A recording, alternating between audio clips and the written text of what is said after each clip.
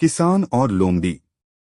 एक बार एक किसान जंगल में लकड़ी बीनने गया तो उसने एक अद्भुत बात देखी। एक लोमड़ी के दो पैर नहीं थे, फिर भी वह खुशी खुशी घसीट कर चल रही थी। यह कैसे जिंदा रहती है, जबकि किसी शिकार को भी नहीं पकड़ सकती? किसान ने सोचा। तभी उसने देखा कि एक शेर अपने दांतों में एक शिकार दबाए उसी तरफ आ रहा है। सभी जानवर भागने लगे। वह किसान भी पेड़ पर चढ़ गया। उसने देखा कि शेर उस लोमड़ी के पास आया। उसे खाने की जगह प्यार से शिकार का थोड़ा हिस्सा डालकर चला गया। दूसरे दिन भी उसने देखा कि शेर बड़े प्यार से लोमड़ी को खाना देकर चला गया। किसान ने इस अद्भुत लीला के लिए भगवान का मन में नमन किया। उसे एहसास हो गया कि भगवान जिसे पैदा करते हैं उसकी रोटी का भी इंतजाम कर देते हैं। यह जानकर वह भी एक निर्जन स्थान में चला गया और वहां पर चुपचाप बैठकर भोजन का रास्ता देखता। कई दिन गुजर गए, कोई नहीं आया।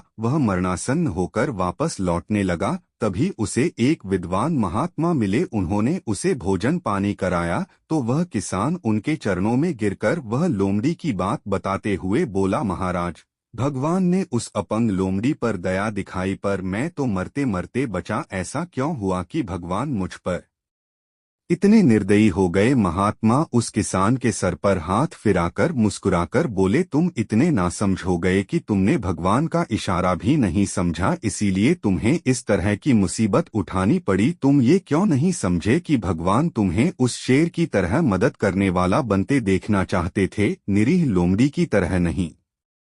शिक्षा। हमारे जीवन में भी ऐसा कई बार होता है कि हमें चीजें जिस तरह समझनी चाहिए उसके विपरीत समझ लेते हैं। ईश्वर ने हम सभी के अंदर कुछ न कुछ ऐसी शक्तियां दी हैं जो हमें महान बना सकती हैं। राधे राधे जी।